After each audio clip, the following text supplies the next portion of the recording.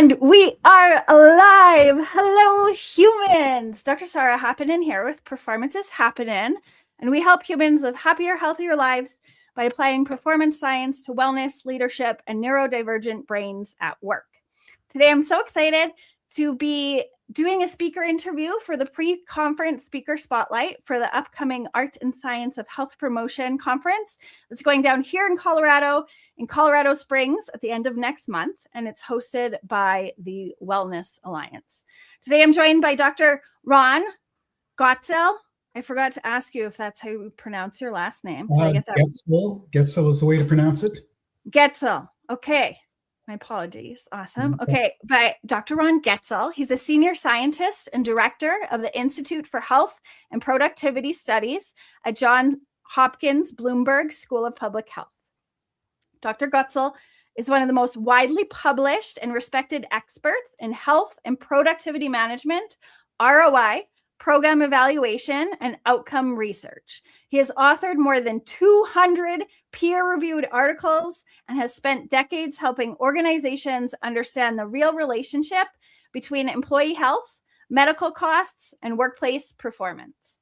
In his upcoming session, he'll tackle one of the most debated questions in our field.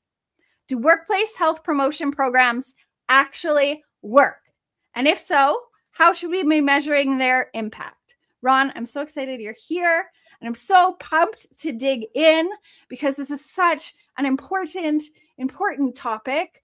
Everyone wants wellness, right? But wellness is one of those challenging things that's hard to measure and hard to show success. We often have, as the wellness practitioners, we know that it's working, but it's hard to show the organization that it's working. So I'm so excited to be able to share some of your expertise and ask you a bunch of questions. Thank you for being here. Thank you for inviting me. Perfect. Okay. You've been studying health, productivity, and ROI for decades at a really high level. So my big question from your research and work, do workplace wellness programs actually work? All right. Great question. And one that I've been addressing at this conference for over a decade. So put this in context. I run 2 sessions at the conference. The first is a full day intensive training seminar on how to go about evaluating workplace mental health and health promotion programs in general. So that's anywhere from assessment, planning, intervention, and evaluation. So that's a full day of training, essentially. Then the other session is a session of, do these programs actually work? And the correct and the honest answer is it depends. There are so many things out there that call themselves workplace wellness or health promotion or health enhancement or whatever you want to call it. But unfortunately, the vast majority actually are not very effective because they don't have the right design, they're not implemented properly, and they're not evaluated correctly. So they may be a pinprick on the skin and not actually have the kind of long-term effects that you would expect. Now, having said that, there are examples of programs that do actually work, that are very, very effective, and they've got all the right ingredients, all the components of what makes a program successful. And we have documented those. We've actually done a lot of benchmarking work looking at what do these organizations do that actually is effective. And we've come up with a top 10 list, starting with having a right culture, a culture of health, well-being, a culture that cares essentially for its workers, and having leadership to not only say the words, but actually walk the walk, display in kind, in resources, in budgeting and all that, all the necessary ingredients, the elements of success. And there are a bunch in between, but then the last piece is measurement and evaluation, because you can have the most well-designed program, looks wonderful, colorful, exciting, and it may even be well implemented, but if you don't have the measures, you can't turn to the person asking you, does it work, with the data showing that it does work. Yeah. And what I see a lot from my side, from a vendor who goes in and provides wellness services to an organization, it's hard to get measurements that are going to be basically like proving ROI, because the things that we're getting the feedback from the employees are things like less stress, more skills to deal with stress and anxiety, and a better work day and more productivity, but things that don't necessarily translate exactly to like a return on investors. Dollars spent towards wellness aren't necessarily, sometimes, I mean, you can prove things like reduced healthcare costs or claims or things like that, but often, and what influences a human being is looking at that holistic, so supporting their health, all parts of their health, their mental health, their physical health, the culture, all of these things. Is there a way, and I'm trying to think of what a good way to phrase this question, to kind of bridge that gap to be able for the organization to know that they are getting a return on investment, but it might not necessarily look like dollars saved. It's more the impact and the cultural and the bigger picture. That's a great question, one that is often asked, and I actually begin my seminar addressing that. The way to deal with it is almost reverse the question. So you're about to start an engagement with an organization, and you say to the organization, could you do me a favor? You want to see outcomes, you want to see impact, right? Could you gather all the key stakeholders in a room around the table, and we'll go around and we'll ask them what they mean, how they define impact. And so somebody will say ROI, for example, and you might say, well, that means return on investment. What's the investment and what's the return that you're looking for? And also, where are you going to find the money? You know, point the money, the areas that we can actually get savings. Somebody else will say, well, I want your turnover rates now. What have they been historically? What do you want to get them to? Somebody else will say, I want higher morale. Okay, do you have any surveys of morale of the organization? Where are the hot spots? Where are the things not going well? Why? Do you know? And can we assess that in the future? So as you go around to the medical director, the HR director, the safety person, the benefits, all those people, each of them are going to give you an answer to the question, what they want to see, which is great. Now, you ask the question, how soon do you want the impact to show? When do you expect it? Is it like next week, next month, next year, 5 years from now? What's a time horizon? And they'll tell you. And then you'll say, okay, to demonstrate that impact for your measure of interest, where can I find the data? Or do you not have data? Should I be asking how to collect the data? Okay, all right, now we're getting a little bit practical here about data. And then the question is, how much are you investing in this program? What is the I in the ROI? So you want all these things to happen in your organization. You're spending $20,000 a year per employee on human resources. What amount of that do you think should be focused on prevention? What's your investment? And so once you go through this exercise, people will actually come down to earth and realize this ain't as simple as I expected. I'm just going to get a report. I can give you a report saying 3-1, and then they'll say, okay, how'd you come up with that number? So you have to do that basic work up front. You have to collect that information and set the level at which the expectations are, so that they're not disappointed, you're not disappointed by what happens 3, 4, 10, 12 months later, that they don't have a report on ROI. Yeah. And I love that too, because it's implying that there's not going to be a one size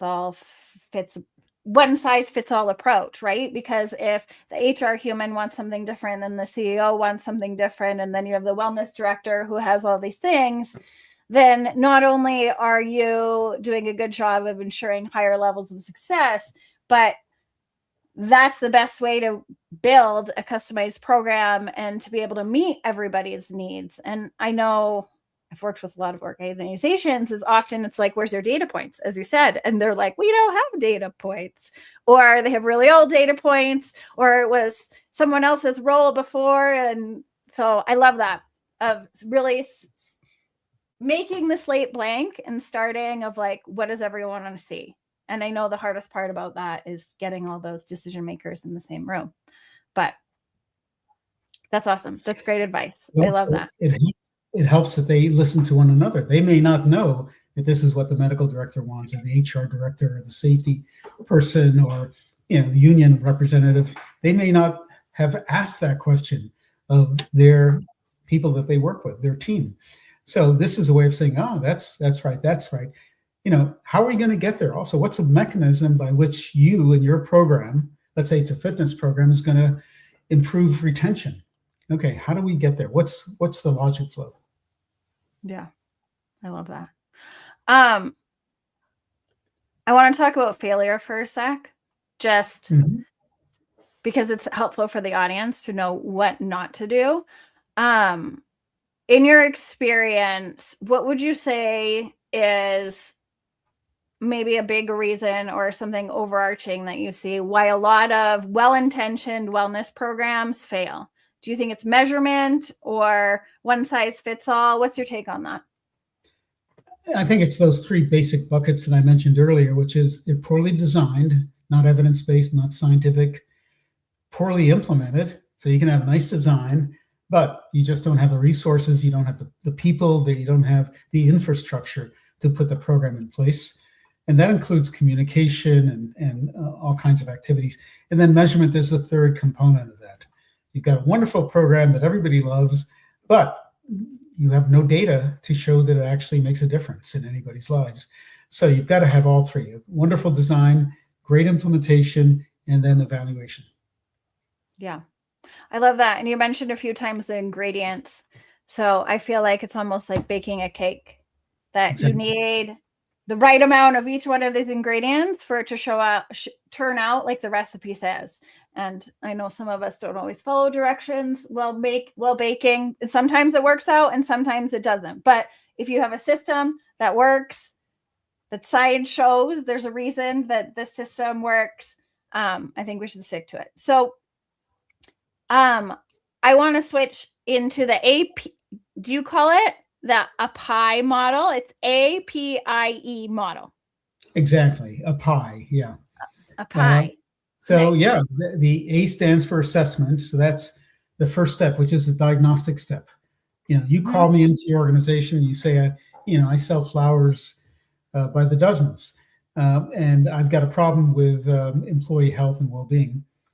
And I'll say, okay, what is the problem? He says, I don't know. People just don't like it here, or they're leaving. So the first step is really an assessment process. And you do that number of ways. You can look at whatever data they've already collected. And that can be surveys, can be claims data, safety incidents, productivity engagement surveys, whatever. And then, if they're up to it, say, I'd like to go walk around and talk to some people and see what their opinions are. So interviews and focus groups. So that's the assessment level. Now, the thing to remember is that most of these programs basically assume that if you fix the person, all the problems will be solved.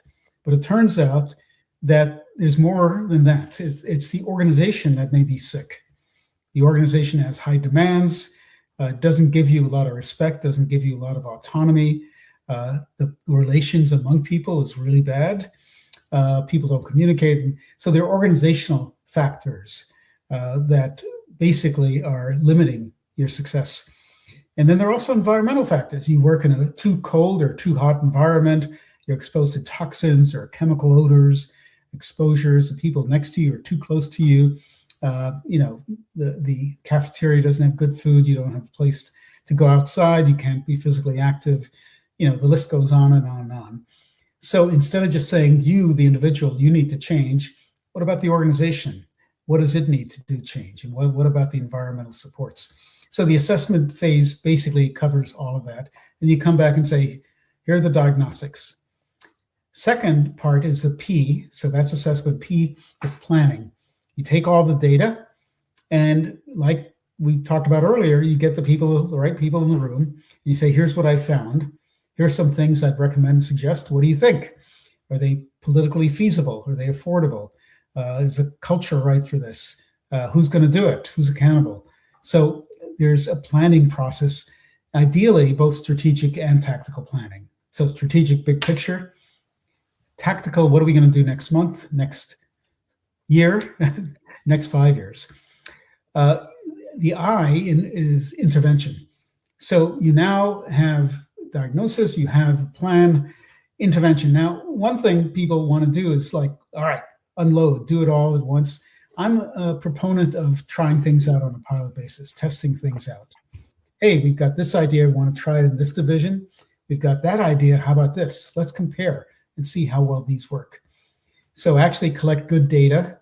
The more rigorous, the better.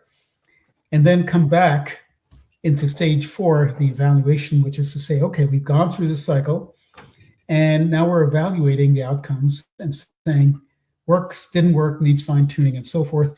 And we begin the process again. So we now, maybe in the second year, we do another assessment. Have things changed? Has the needle moved?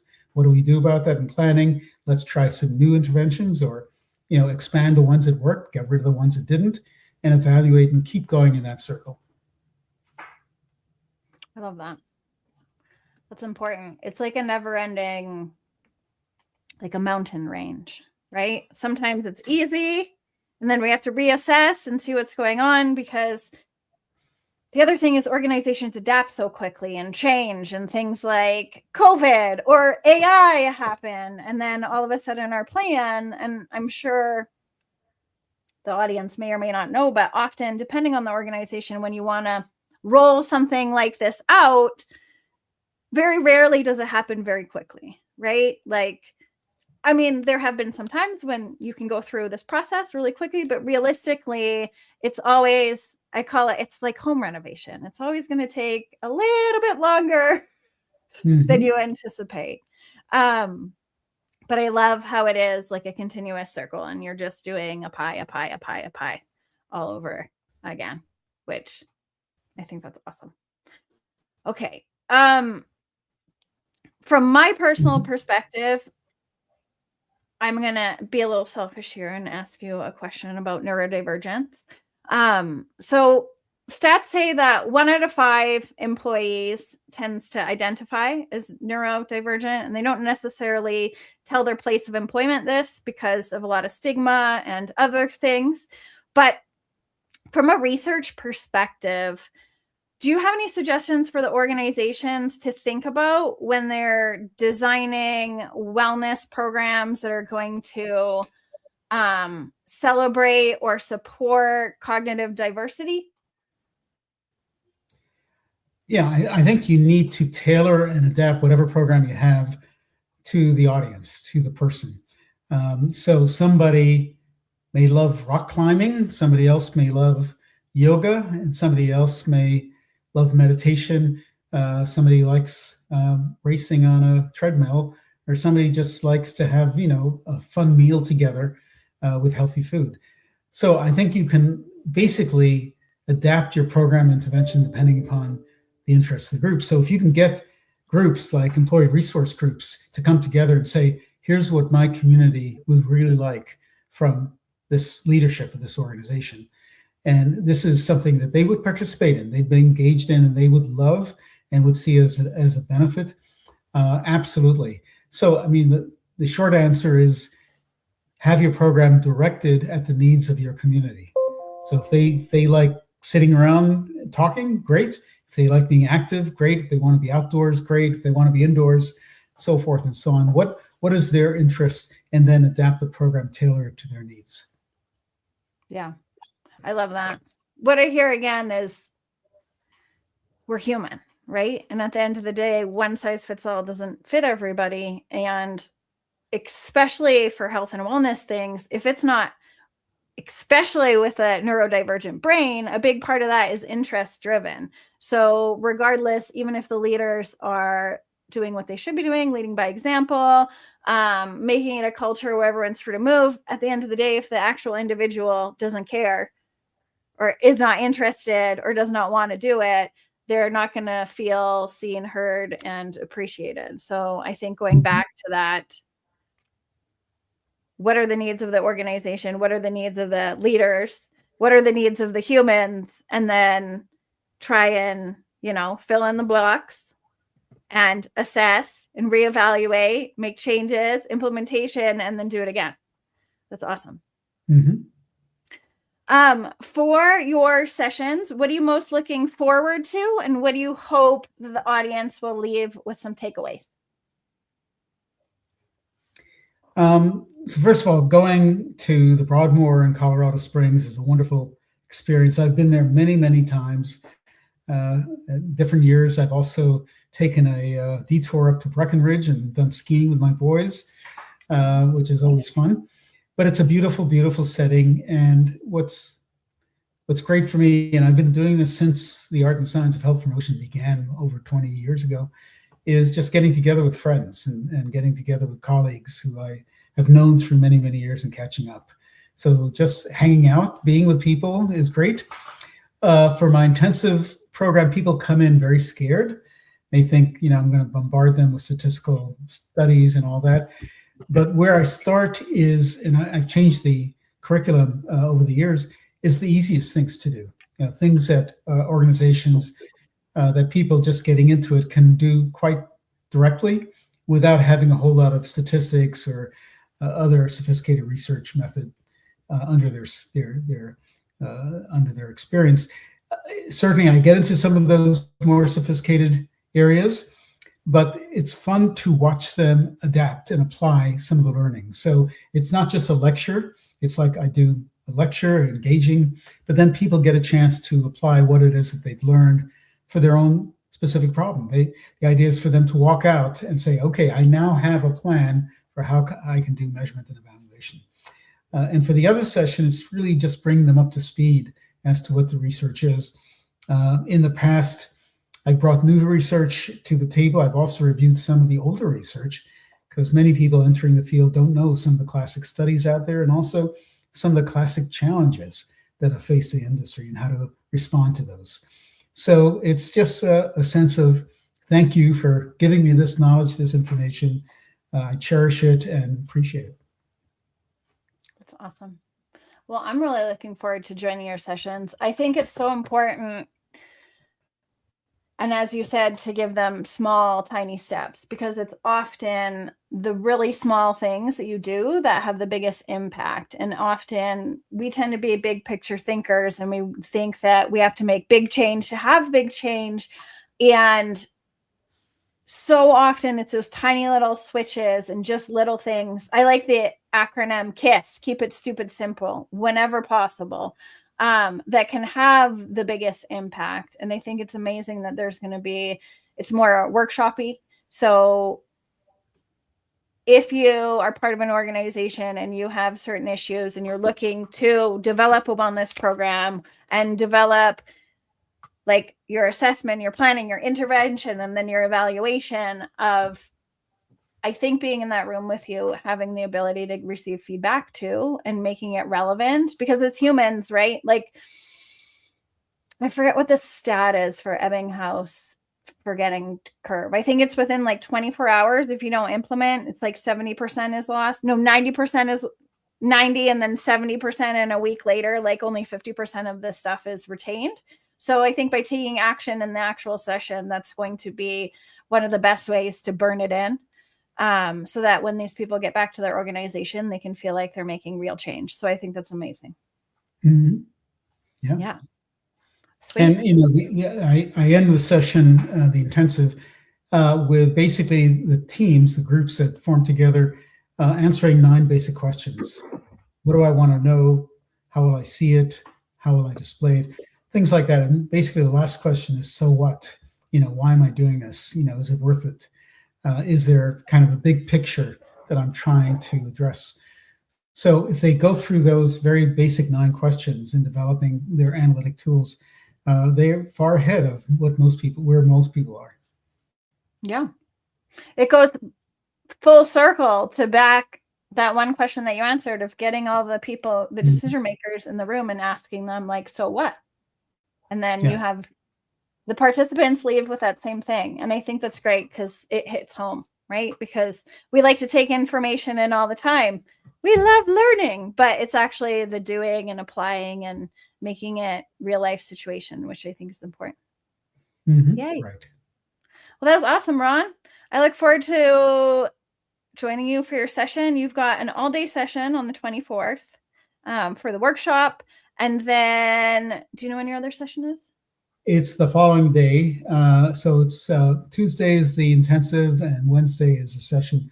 I forget if it's morning or afternoon, but just so Tuesday, Wednesday. And then I head back home to the East Coast on Thursday. Beautiful. And if you guys don't have your ticket, you can still, linked under this video is going to be the link to the Wellness Alliance site. You can still grab your ticket and join us at the Broadmoor next month. My session is going down Thursday at 2 p.m. Thriving with Neurodivergence in the Workplace. If you are there, I'd love to see you. Thank you so much for your time today, Ron. I look forward to seeing you in real life in a month from today. I think we start. Time flies. Yeah. Awesome. Well, that's Thank you, Sarah, for inviting me. I really appreciate it. I enjoyed this session. Of course. This was fun. Bye. Bye, everyone. Take care.